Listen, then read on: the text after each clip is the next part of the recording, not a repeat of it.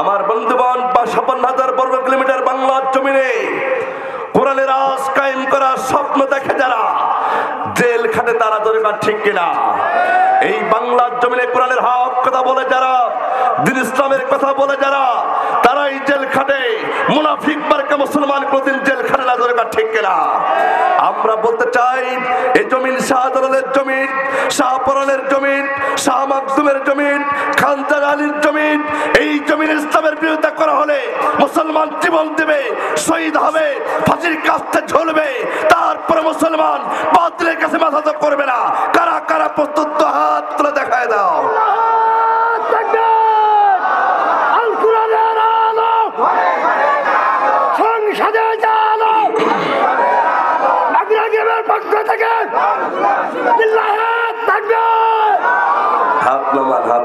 আপাতত অবস্থা তাকবীর দিতে গিয়েও একেবারে স্লো হচ্ছে। আমার বন্ধুগণ, আমরা 3 বেলা খাই, আবার কয়েকজন আছে 5-7 বারও খায়। খায় না? আমি চ্যালেঞ্জ দিচ্ছি আপনাদের সামনে, আমাদের সম্মানিত আজকের মাহফিলের প্রধান অতিথি চেয়ারম্যান সাহেব, আমার ভালোবাসার একজন। এই চেয়ারম্যান সাহেব যেখানে যাবেন, উনি যতই খেয়ে যান, জনগণ জোর করেও খাতে দেবে, ঠিক কিনা? তারপরে যারা গণ্যমান্য ব্যক্তি আছেন, বাজার কমিটির সভাপতি বলেন, মসজিদের সভাপতি বলেন, মাদ্রাসার সভাপতি বলেন, যদি খেয়েও যায় তারপরে জোর করে চা বিস্কুট খেতে দেবে। তা আপনারা আমরা 3 বেলা 4 বেলা 5 বেলা খেয়েও গলার ভোল্টেজ তো নর্মাল হলে তো হবে না, ঠিক কিনা? আমি প্রায় 20 দিন ধরে সফর করছি, 20 দিন। আমার কিন্তু এখনো নর্মাল আমি হয়নি, গলা আমার ভেঙে যায় যা, কিন্তু কোরআনের হক কথা বলবো যতদিন পর্যন্ত আমার শরীরে 1 বিন্দু রক্ত থাকবে ততদিন, ঠিক কিনা? আমার বন্ধুগণ, তাহলে জান্নাত পেতে হলে 2টা কাজ করতে হবে। কয়টা? 2টা কাজ করতে হবে। নাম্বার 1 হলো আপনাকে ঈমান আনতে হবে আল্লাহ এবং তার রাসূলের উপরে। নাম্বার 2 হলো জান এবং মাল দিয়ে আল্লাহর রাস্তায় সংগ্রাম করতে হবে। আপনারা সবাই রাজি আছেন তো ইনশাআল্লাহ? শুধু ঈমান আনলে হবে না, জান এবং মাল দিয়েও সংগ্রাম করতে হবে আল্লাহর রাস্তায়, ঠিক কিনা? শুধু আমরা আজকে বাংলাদেশের মুসলমানেরা কিছু কিছু সুন্নাত মানি, তার মধ্যে বড় সুন্নাত হলো মেসাক পরা সুন্নত। অনেক ভাইয়ের এটা মানতে চাই, এটা করে।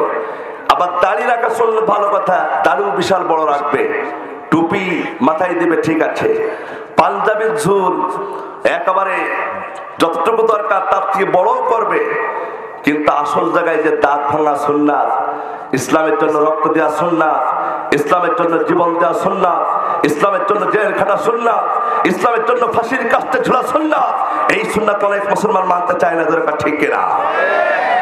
তুমি মেসওয়াক করা ফজিলত তো জানো, খাওয়া শেষে মিষ্টি মুখে হাদিসটাও মানো, শুধু হক কথাটি বললে পারে সহ্য করো না। তুমি মেসওয়াক করা ফজিলত তো জানো, খাওয়া শেষে মিষ্টি মুখে হাদিসটাও মানো, শুধু হক কথাটি বললে তুমি দিনের পথে থাকো না। কেমন করে বলবো তুমি শুদ্ধ মুসলমান, হায়রে শুদ্ধ মুসলমান, ঠিক কিনা? আমার বন্ধু বলে বার শোনেন, ঈমান আনলে পারে আপনাকে আমাকে জানমালের কোরবানি করতে হবে, আল্লাহর জমিন আল্লাহর দ্বীন কায়েমের জন্য সংগ্রাম করতে হবে। আল্লাহর একজন সাহাবী, আল্লাহর নবীর একজন সাহাবী, নাম হলো তার হযরতে আব্দুল্লাহ। এই সাহাবীটি তার আসল নাম আগে ছিল আব্দুল উজ্জা, চাচার কাছে লালিত পালিত হচ্ছে। ওই আব্দুল উজ্জা চাচার কাছে লালিত পালিত হওয়ার সময় আব্দুল উজ্জা চাচাকে ডাক দিয়ে বলে, চাচা, মক্কার জমিনে একজন রাসূল এসেছেন, একজন নবী এসেছেন, আপনি কি তার উপরে ঈমান আনবেন নাকি? তখন চাচা বলল, ভাতিজা, হ্যাঁ আমি তাকে বিশ্বাস করি, সে একজন আল্লাহর নবী, তিনি একজন আল্লাহর নবী, ভালো মানুষ, এটা আমি বিশ্বাস করি। এরপরে আব্দুল উজ্জা বলে, চাচা গো, যদি ভালো মানুষ তিনি হয়ে থাকে তাহলে দয়া করে মেহেরবানি করে তুমি কালেমা পড়ো। তখন চাচা বলছে, ভাতিজা যতই যাই বলো না কেন, যাই করো না কেন, আমি ওই আব্দুল্লাহর পুত্র মুহাম্মদ সাল্লাল্লাহু উপরে কালেমা পড়তে পারবো না, ঈমান আনতে পারবো না। এখন বলেন তো দেখি, কালেমা না পড়লে, ঈমান না আনলে জান্নাত পাওয়া যাবে নাকি? একজন হিন্দু সে যতই দান করুক, গরিবের যতই দান করুক না কেন, যতই টাকা পয়সা দান করুক না কেন, যেহেতু সে কালেমা পড়ে নাই, সে কোনদিন জান্নাতে যেতে পারবে না। আমার ভাইরা, এমন সময় আব্দুল উজ্জা চাচাকে ডাক দিয়ে বলছে, চাচা গো, আমি মনে মনে ভেবেছিলাম ছোট্টবেলাতে আব্বাকে হারাইছি, আপনাকে আমার পিতার মতন ভালোবাসি। আপনি যদি আজকে বিশ্ব নবীর উপরে কালেমা না পড়েন চাচা, আপনাকে আমি সাক্ষী রেখে ওই নবীর প্রতি কালেমা আমি নিজেই পড়বো। জোরে বলুন সুবহানাল্লাহ। আমার বন্ধুগণ দেখেন, ঈমান কারে বলে? আমরা ঈমান এনেছি, কালেমা পড়ি, আমাদের জায়গা জমি ঘর বাড়ি কোনো কিছু ছাড়তে হয় নাই। কিন্তু আল্লাহর নবীর সাহাবী আব্দুল উজ্জা ঈমান আনতে গিয়ে জায়গা জমি গাড়ি বাড়ি সব ছেড়ে দিয়েছেন। জোরে বল ঠিক কিনা? আমার ভাইয়েরা, কি নির্যাতন শুরু হয়ে গেল। আব্দুল উজ্জা এবার চাচা কি ডাক দিয়ে বলে, চাচা গো, আমি ওই নবীর প্রতি কালেমা পড়ে নিলাম। চাচার সামনে যখন দাঁড়িয়ে ভাতিজা কালেমা পড়ছেন, নবীর উপরে বিশ্বাস করে যখন কালেমা পড়ছেন, আমার বন্ধুগণ সঙ্গে সঙ্গে চাচা বলল, ভাতিজা তুমি আমার বাড়িতে আর থাকতে পারবা না। বলছে, কেন পারবা না? কারণ হলো, তুমি যেমন তো আমার কথা না মেনে আমার ধর্ম ত্যাগ করে তুমি চলে যাচ্ছ মুহাম্মাদের ধর্ম গ্রহণ করতে, কালেমা পড়তে। বিশ্বাস করো ভাতিজা আব্দুল উজ্জা, আজকে থেকে আমার বাড়িতে আর তোমার কোনো জায়গা হবে না। আল্লাহর বান্দারা শোনেন। এরপরে আব্দুল উজ্জা বলল, চাচা তোমার বাড়িতে আমি থাকবো না, আমি অন্য জায়গায় চলে যাব, কিন্তু তোমার বাড়িতে আমি থাকবো না চাচা। এমন সময় আব্দুল উজ্জাকে ডাক দিয়ে চাচা বলছে, ও চাচা শোনো, ও আমার ভাতিজা শোনো, তুমি শুধু আমার বাড়িতে জায়গা দেবো না তাই নয়, আমার বাড়িতে তোমার উট ভেড়া দুম্বা যা কিছু আছে সব কিছু আমার দিয়ে দিতে হবে, তোমার ভাগ দেবো না। এমন সময় আব্দুল উজ্জা কেঁদে কেঁদে বলছে, চাচা ঈমান আনলাম বলে এমন অপরাধ করেছি নাকি? যাও, উট ভেড়া দুম্বার কোনো ভাগ আমার দেওয়া লাগবে না। আমার বন্ধুগণ শোনেন, এবার আব্দুল উজ্জা কি করলেন? বাড়ির দিকে চলে যাচ্ছে। এমন সময় চাচা ডাক দিয়ে বলল, ভাতিজা তুমি এবার তোমার পরনে যে পোশাক আছে, জায়গা জমি যা কিছু সব তো নিয়েছি, তোমার পরনে যে পোশাক আছে পোশাকটাও তুমি খুলে দিয়ে চলে যাও। সঙ্গে সঙ্গে আব্দুল উজ্জা নিজের শরীরের পোশাকটা খুলে দিয়ে চাচার সামনে ফেলে চলে গেলেন। চাচার সামনে ফেলে দিয়ে দৌড় দিয়েছেন। উলঙ্গ অবস্থায়, শরীরে কোনো পোশাক নাই, এমন অবস্থায় তিনি দৌড় দিয়েছেন। আমার বন্ধুগণ, মায়ের সামনে যখন গেছে, মায়ের অবস্থা দেখে নিজের চোখ নিজে দুই হাত দিয়ে ঢেকেছে। ঢাকার পরে নিজেই বলতেছ, আমার কলিজার টুকরা সন্তান, তুমি কি এমন অপরাধ করেছো, কি অন্যায় করেছো? তোমার শরীরে পোশাক নেই কেন? কি অন্যায় তুমি করেছো, কি হয়েছে? তখন আব্দুল উজ্জা কেঁদে কেঁদে বলে, মা আমি কোনো অপরাধ করিনি, কোনো অন্যায় করিনি। আমার অপরাধ হলো আমি বিশ্ব নবী জনাবে মুহাম্মদুর রাসূলুল্লাহ সাল্লাল্লাহু আলাইহি ওয়াসাল্লামের উপরে কালেমা পড়েছি বলে আমার টাকা জমি গাড়ি বাড়ি সব কিছু আমার চাচা কেড়ে নিয়েছে। এমনকি আমার শরীরের পোশাক পর্যন্ত কেড়ে নিয়েছে। ও মা, তুমি ছোট্ট একটা কাপড় আমাকে দাও, এই কাপড় পরে আমি বিশ্ব নবীর সাথে দেখা করতে চাই। চিৎকার দিয়ে বলেন সুবহানাল্লাহ। আমার ভাইয়েরা, এবার মা কি করলেন? আব্দুল উজ্জার জন্য ছোট্ট একটি কাপড় আব্দুল উজ্জার হাতে যখন দিয়ে দিলেন, আব্দুল উজ্জা পোশাকটা কিছু পরলেন, লজ্জাস্থানটা ঠেকলেন, আর কিছু কাজের উপরে পোশাক দিয়া হাঁটতে হাঁটতে জনাবে মুহাম্মদুর রাসূলুল্লাহ সাল্লাল্লাহু আলাইহি সাল্লামের সাথে দেখা করতে গেলেন। আমার নবীজি সাহাবীদেরকে নিয়ে আলোচনা করতেছে। এমন সময় আব্দুল্লাহ যখন নবীজির সামনে গিয়ে দাঁড়ালো, আমার নবীজির সামনে দাঁড়ানো মাত্রই আমার রাসূল বললেন, ও আব্দুল উজ্জা, তোমার কি হয়েছে? তুমি এমন অবস্থা কেন? তোমার শরীরের পোশাক কেমন কেন? তুমি কোনো অন্যায় করেছো নাকি? তখন ওই আব্দুল উজ্জা বলে, ও নবী জনাবে মুহাম্মদুর রাসূলুল্লাহ সাল্লাল্লাহু আলাইহি সাল্লাম, আমি কোনো অপরাধ করি নাই, কোনো অন্যায় করি নাই। আমার অপরাধ হলো একটাই, আমি বিশ্ব নবীর উপরে কালেমা পড়েছি। জোরে গান ঠিক কিনা?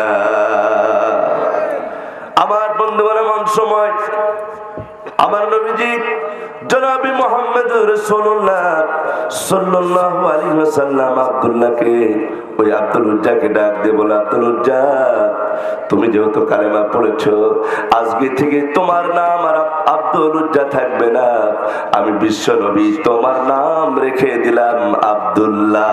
জোরে বলুন সুবহানাল্লাহ। হাদিস শরীফে এসেছে, আল্লাহর কাছে দুইজনের নাম সব থেকে প্রিয়, দুইটা নাম সব থেকে আল্লাহর কাছে বেশি প্রিয়।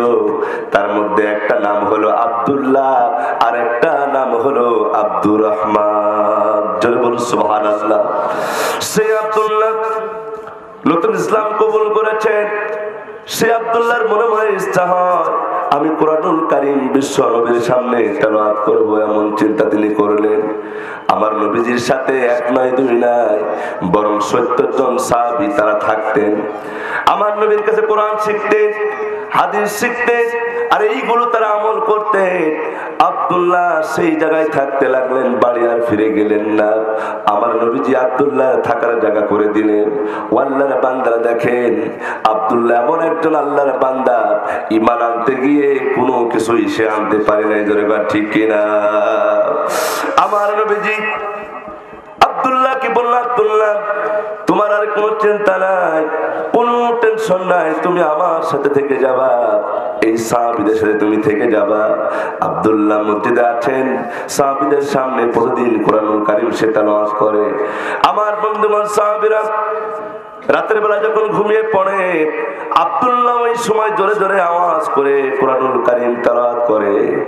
এমন সময় সাহাবীরা নবীদের কাছে গিয়ে বলল, ইয়া রাসূলুল্লাহি, ইয়া হাবিবাল্লাহ, ও আল্লাহর নবী, আপনার এই সাহাবী আব্দুল্লাহ সে রাত্রি বেলায় এত জোরে জোরে কোরআনুল কারীম তেলাওয়াত করে, তার তেলাওয়াতের ঠেলায় আমরা কেউ রাত্রি বেলায় ঘুমাতে পারি না। আমার নবীজি বলল, সাহাবীরা তোমরা কেউ আব্দুল্লাহকে তেলাওয়াত করতে বাধা দিও না, কারণ আব্দুল্লাহ এমন একজন আল্লাহর বান্দা, ঈমান আনতে গিয়ে জায়গা জমি গাড়ি বাড়ি সব ছেড়ে দিয়েছে। জোরে বল ঠিক কিনা? আমার বন্ধুগণ, ইতিমধ্যে আল্লাহর নবী সাল্লাল্লাহু আলাইহি ওয়াসাল্লাম যুদ্ধের ময়দানে যাবেন, তাবুকের যুদ্ধের ময়দানে। আল্লাহর বান্দারা কান খাড়া করে শুনুন, তাবুকের যুদ্ধের ময়দানে আল্লাহর কোরআনের রাজকে কায়েম করার জন্য, আল্লাহর দ্বীনকে প্রতিষ্ঠা করার জন্য তাবুকের যুদ্ধের ময়দানে আমার রাসূল রওনা দিবেন। এমন সময় সাহাবীরা অনেক টাকা পয়সা অর্থ সম্পদ দান করলো, মহিলারা দান করলো। এমন সময় একটা মহিলা ইসলামকে কেমন করে ভালোবাসতে হবে দেখে, আমার নবীজি যুদ্ধের ময়দানে যাচ্ছে, একটা মহিলা ছোট্ট একটা বাচ্চা নিয়ে রাসূলের সামনে হাজির হয়ে গেছে, দুই চোখে দিয়ে অস্ত্র ঝরতেছে। আমার নবী বললেন, ও মহিলা, তোমার এই বাচ্চাটা কার জন্য এনেছো? ওই মহিলা বললেন, ইয়া রাসূলুল্লাহ, ইয়া হাবিবাল্লাহ, আমার এই কলিজার টুকরা সন্তানটি আমি আপনার জন্য দান করে দিলাম। আমার কোনো টাকা পয়সা নাই, কোনো কিছু দান করার মতো নাই, আপনার এই সন্তানটা দিলাম, আপনি যুদ্ধের ময়দানে ঢাল হিসাবে ব্যবহার করবে। আমার বন্ধুগণ, আমার নবীজি এবার যুদ্ধের ময়দানে যখন রওনা দিয়েছে, অন্যান্য সাহাবীরা যুদ্ধের ময়দানে গেছে, কিন্তু 3 জন সাহাবী যায় নাই। কয়জন? তিনজন সাহাবী ভালো করে বুঝতে হবে। আজকে ইসলামের কথা বললে, ইসলামী আন্দোলনের কথা বললে অনেক মুনাফিক মার্কা মুসলমান আছে, নামাজ পড়ে ঠিকই, কিন্তু জিহাদের কথা বললে, ইসলাম রাষ্ট্র কায়েমের কথা বললে তখন পেছিয়ে যায়। এইরকম মুনাফিক মার্কা মুসলমান এই এলাকায় নাই? আছে? আছে। আমার বন্ধুগণ, শুধু নামাজ পড়বেন, রোজা করবেন, হজ করবেন, যাকাত দিবেন, এই কাজগুলো সব করবেন, আর একদিকে ইসলামী রাষ্ট্র কায়েম হোক, কোরআনের আইন দিয়ে সমাজ চলুক, রাষ্ট্র চলুক, এইটা যারা চান না, বিশ্বাস করুন আপনাদের নামাজ রোজা দিয়ে আল্লাহর জান্নাত পাওয়া যাবে না। আমার বন্ধুগণ, আল্লাহর নবী সাল্লাল্লাহু আলাইহি ওয়াসাল্লাম তাবুকের যুদ্ধের ময়দানে যখন গেলেন, ওই যুদ্ধের ময়দানে তিনজন সাহাবী তারা যান নাই। আমার নবীজি যুদ্ধ করে যখন বাড়ি ফিরে আসতেছেন, এমন সময় সাহাবীদেরকে ডাক দিয়ে বললেন, আমার সাহাবীরা, কে কে যুদ্ধের ময়দানে যান নাই তাদের নামের লিস্টটা করো। আমার বন্ধু সাহাবীরা তন্ন তন্ন করে খুঁজতে লাগলেন। খুঁজতে খুঁজতে দেখা গেল ওই যুদ্ধের ময়দানে তিনজন সাহাবী যায় নাই। তার মধ্যে এক নাম্বার হলো হযরতে কাব বিন মালিক, নাম্বার 2 হলো হযরতে মুরারা রাদিয়াল্লাহু তাআলা আনহু, নাম্বার 3 হলো হেলাল বিন উমাইয়া। নতুন একটা সাবজেক্ট আপনাদের সামনে আনতেছি, দেখেন আল্লাহর নবী যুদ্ধের ময়দানে তিনজন সাহাবী যায়নি বলে তাদের কি শাস্তি দিয়েছিলেন দেখেন। আমার বন্ধুগণ, একটু আলোচনাটা শোনেন, আপনার জীবনটা পাল্টে যেতে পারে। আমার ভাইরা, এই তিনজন সাহাবী যখন গেলেন না, আমার নবীজি সাল্লাল্লাহু আলাইহি ওয়াসাল্লাম এই সাহাবীদের নাম ঠিকানাগুলো নিয়ে নিলেন। নেওয়ার পরে আমার নবীজির সামনে কাব বিন মালিক এসেছে। এসে যখন সালাম দিলেন, সালাম দেওয়ার সঙ্গে সঙ্গে কাব বিন মালিকের সালাম আমার নবী উত্তর দেন নাই। কাব বিন মালিক চিন্তা করলো, অন্যদিন আমার নবী সালামের উত্তর দেয়, আজকে উত্তর দিল না কেন, কি অপরাধ আমি করেছি? এমন সময় আমার রাসূল বললেন, ও কাব বিন মালিক, তুমি কি জানো নাকি তুমি যুদ্ধের ময়দানে যাও নাই, সেই লিস্ট আমার কাছে চলে এসেছে। যাদের ময়দানে তুমি যাও নাই, তুমি তো মুনাফিক হয়ে গেছো, তোমার কোনো ক্ষমা হবে না। আর আমি রাসূল ঘোষণা দিয়ে দিয়েছি যে তিনজন সাহাবী যুদ্ধের ময়দানে যান নাই, তাদের সাথে কোনো সাহাবী আর কোনো সম্পর্ক রাখতে পারবে না। কথা বলা বন্ধ হয়ে গেল। আজ থেকে 40 বছর আগের কথা বলতেছি। যারা এখন আমাদের মঞ্চে বসে আছেন, আজকের মাহফিলের সম্মানিত সভাপতি, উনিও জানে 40 বছর আগের এমন অবস্থা ছিল, যদি কোনো মানুষ গান বাজনা বাড়িতে করতো, সমাজের মানুষ গিয়ে মানা করতো, করতে কি করতো না? মানা করতো। আর মানা না শুনলে পারে এক পর্যায়ে তাকে এক ঘড়ি করে দিত। কি করতো? এক ঘড়ি করে দিত। দেওয়ার পরে তার সাথে কেউ আর কথা বলতো না, সে বাধ্য হয়ে গান বাজনা বন্ধ করে দিত। আমার বন্ধুগণ, এমন অবস্থা আমার রাসূল করেছেন, যাদের ময়দানে তিনজন সাহাবী যায় না বলে ওই সাহাবীদের সাথে আমার রাসূল সাল্লাল্লাহু আলাইহি ওয়াসাল্লাম কথা বলা বন্ধ করে দিলেন, সাহাবীরা কথা বলা বন্ধ করে দিলেন। এমন সময় কাব বিন মালিক চিন্তা করলেন, কোথায় যাব? আমি তো কোথায় পালাতে পারবো না। কাব বিন মালিক আবার বাড়ির দিকে যখন চলে গেছে, বাড়ির গেটের সামনে গেছে, যাওয়ার সঙ্গে সঙ্গে স্ত্রী বলে, প্রাণের স্বামী, ও আমার স্বামী, তুমি এই বাড়ির ভিতরে ঢুকতে পারবা না। কারণ হলো, তুমি যদি বাড়ির ভিতরে ঢোকো, আমি অন্য দরজা দিয়ে পালিয়ে যাব, কারণ তোমার সাথে কথা বলা রাসূল নিষেধ করে দিয়েছে। আমার বন্ধুগণ, কাব বিন মালিক আর বাড়িতে ঢুকলেন না। কাব বিন মালিক হাউমাউ করে নিজে কাঁদতেছে।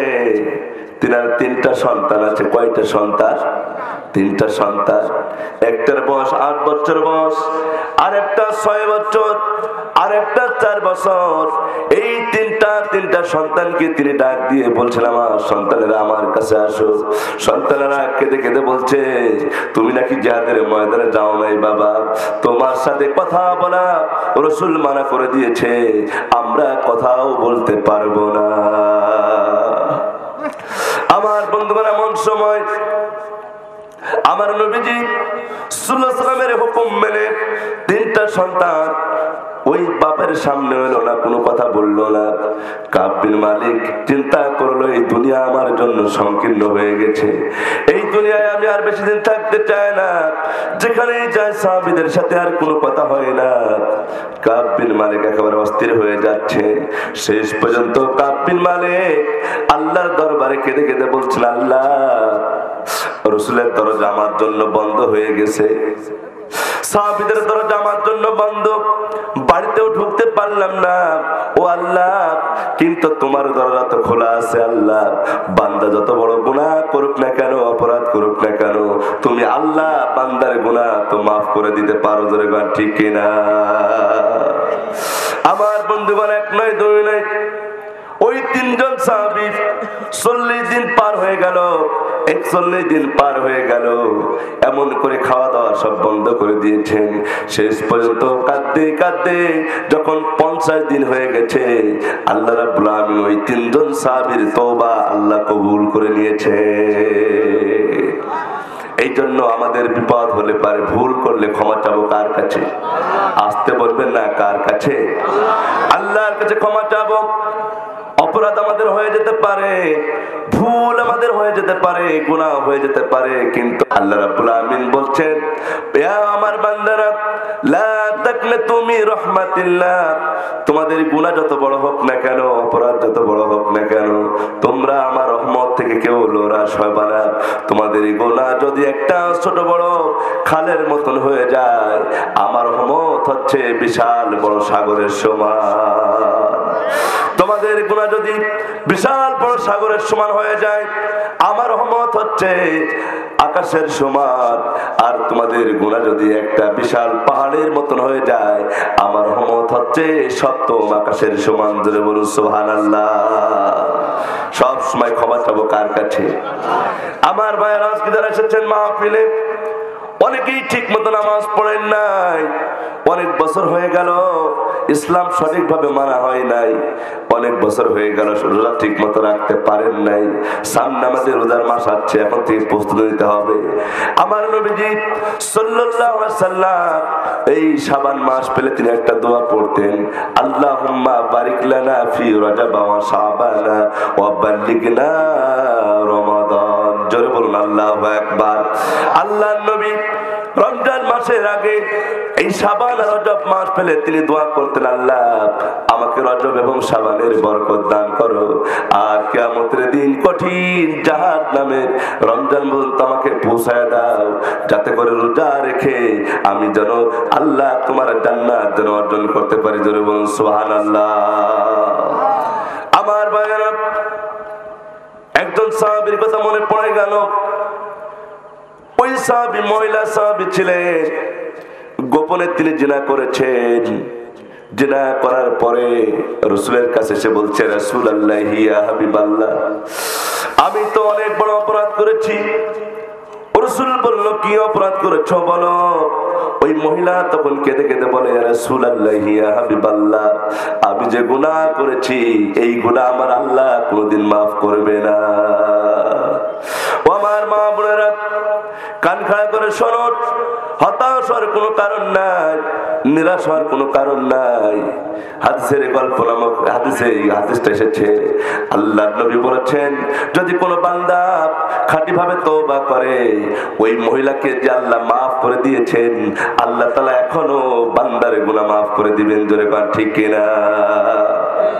ওই মহিলা এসে বলছে, রাসূলুল্লাহ ইয়া হাবিবাল্লাহ, আমি যেমন বড় অপরাধ করেছি আল্লাহ কখনো ক্ষমা করবে না। এমন সময় আমার নবী বললেন, ও মহিলা, তুমি কি অপরাধ করেছো? বলছে, আমি জিনা করে ফেলেছি। ইয়া রাসূলুল্লাহ, ও আল্লাহর নবী, আমি যে জিনা করেছি দুনিয়ার কোনো মানুষ না জানলেও আরশ আজিমের মালিক আল্লাহ তাআলা সবকিছু দেখেছে। ঠিক কি না? আমরা এখানে বসে আছি, এই যে মিডিয়া কিন্তু ভিডিও করতেছে, কোন কথাটা আমি বলতেছি কিভাবে বলতেছি, কোন জায়গায় কোন কথা দিয়ে উদাহরণ দিতেছি, সব কিন্তু মিডিয়ায় রেকর্ড হয়ে যাচ্ছে। আমার বন্ধুগণ, এই মানুষের জ্ঞান দিয়ে যদি মানুষ এত ভিডিও করতে পারে, মানুষের জ্ঞান দিয়ে যদি আকাশের উপরে প্লেন, হেলিকপ্টার, রকেট উড়াতে পারে, যে আল্লাহ তাআলা জ্ঞান মানুষকে দিয়েছে, ওই আল্লাহ তাআলার বুঝি কোনো জ্ঞান নাই? আছে? আছে। আল্লাহ তাআলা সবকিছু জানেন, সবকিছু বোঝেন। আল্লাহু খবীরুম বিমা তা'মালুন।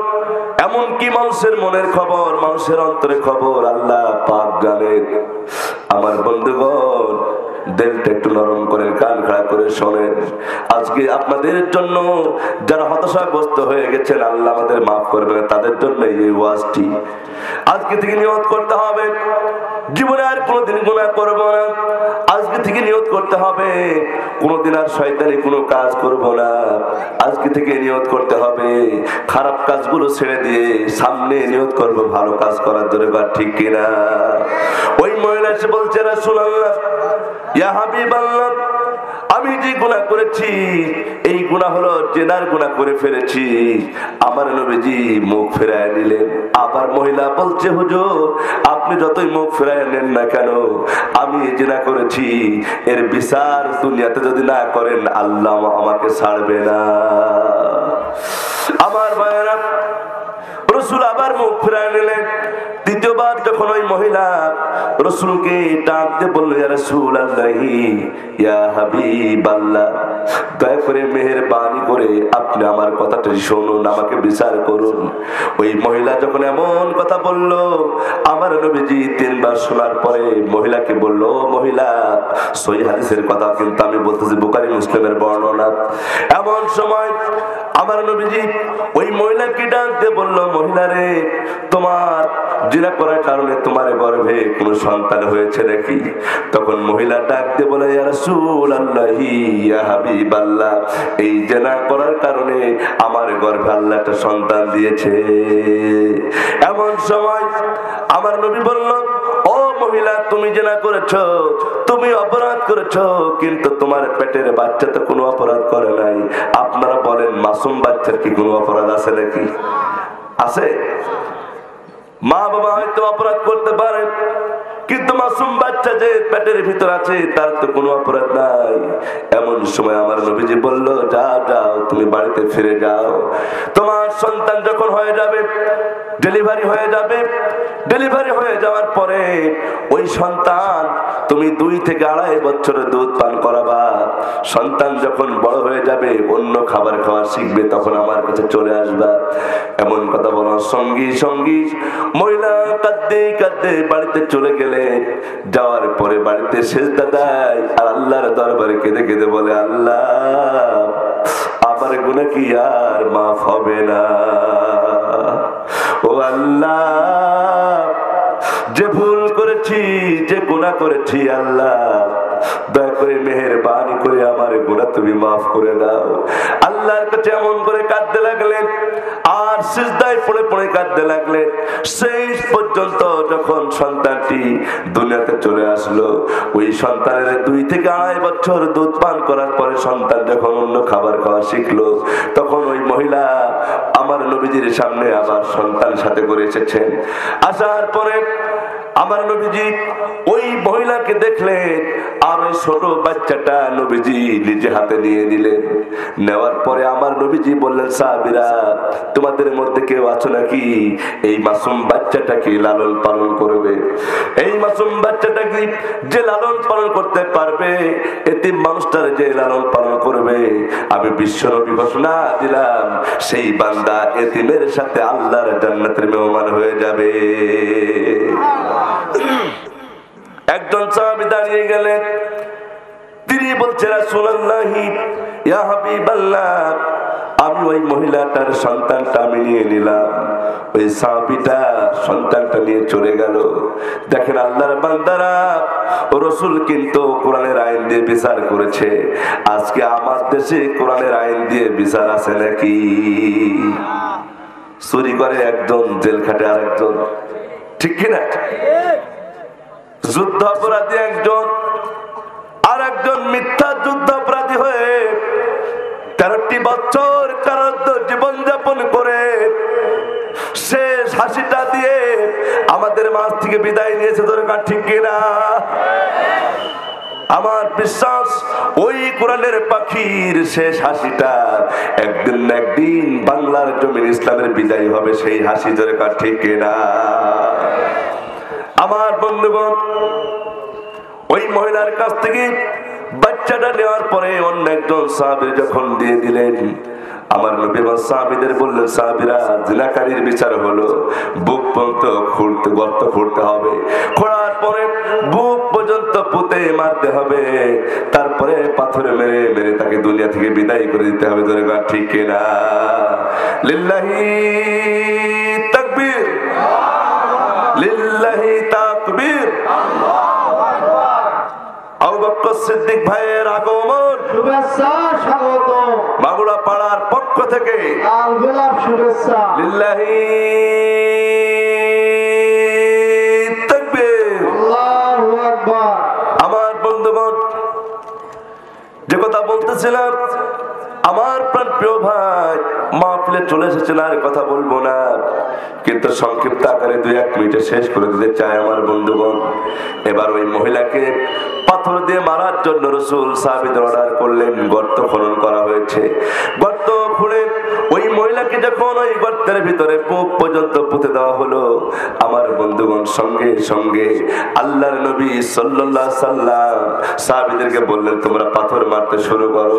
সব সাহাবী যায় আর পাথর মারতে শুরু করে। পাথর মারতে মারতে এক একজন সাহাবী পাথরের আঘাতে রক্ত ফিঙ্কি দিয়া বাহির হয়। আর মহিলা আল্লাহর কাছে কেঁদে কেঁদে বলে, আল্লাহ, তুমি তো বলে দিয়েছো, ইয়া আইয়ুহাল্লাযীনা আমানু তুবু ইলাল্লাহি তাওবাতান নাসুহা। চিৎকার দিয়ে বলেন আল্লাহু আকবার। আল্লাহ রাব্বুল আমিন বলেন, হে ইমানদারগণ, তোমরা যদি খাঁটি রূপে তওবা করতে পারো, উত্তম ভাবে তওবা করতে পারো, আমি আল্লাহ তাআলা তোমাদের জীবনের গুনাহগুলি maaf করে দিব। ওই মহিলার পাথর যত মারে, মহিলা আল্লাহর কাছে কাঁদে আর তওবা করে। এক পর্যায়ে পাথর মারতে মারতে মহিলার গায়ে সব রক্তাক্ত হয়ে গেছে। একজন সাহাবী, নাম হলো হযরতে আলী রাদিয়াল্লাহু আনহু, তিনি একটা পাথর মারলেন মহিলার গায়ে। পাথর মারার সঙ্গে সঙ্গে ওই রক্ত ফিঙ্কে দিয়া আলীর গায়ে এসে পড়েছে। আলী নাক ছিটকাচ্ছে আর বলছে, এই জিনাকারীর রক্ত আমার গায়ে পড়লো, এ তো জিনাকারীর রক্ত। আমার নবীজি কেঁদে কেঁদে বলল, আলী, তুমি এমন কথা বলো না, কারণ এই মহিলা যে তওবা করেছে, আমার আল্লাহ তাআলা মহিলার তওবা আল্লাহ কবুল করে নিয়েছে। এই মহিলার তওবা যদি এই মক্কা মদিনার 40 জন যুবকের মাঝে, 40 জন যুবকের তওবার মাঝে যদি বন্টন করে দেওয়া হয়, তারপর 40 জনের থেকেও এই মহিলার তওবা আমার আল্লাহর কাছে বেশি প্রিয় হয়ে যায়। চিৎকার দিয়ে বলেন সুবহানাল্লাহ। পৃথিবী না জানো, আমি তো জানি, আমি কি পাপ করেছি হায়। বলেন, পৃথিবী না জানো, আমি তো জানি, আমি কি পাপ করেছি হায়। আমার পাপের করলে বিচার, ক্ষমা পাবার নাই উপায়, দয়াময় তুমি মাফ করো আমায়, মাফ করো আমায়। পৃথিবী না জানো, আমি তো জানি, আমি কি পাপ করেছি হায়। চিৎকার বলেন মারহাবা। মসজিদের ঝাড়ু বারদার হোক না আমার হাত, শোনো আমার মোনাজাত, শোনো শোনো ইয়া ইলাহি, শোনো শোনো ইয়া ইলাহি, আমার মোনাজাত, শোনো আমার মোনাজাত। মারহাবা কর। আর কিছু যে চাই না আমি, চাই গো না যা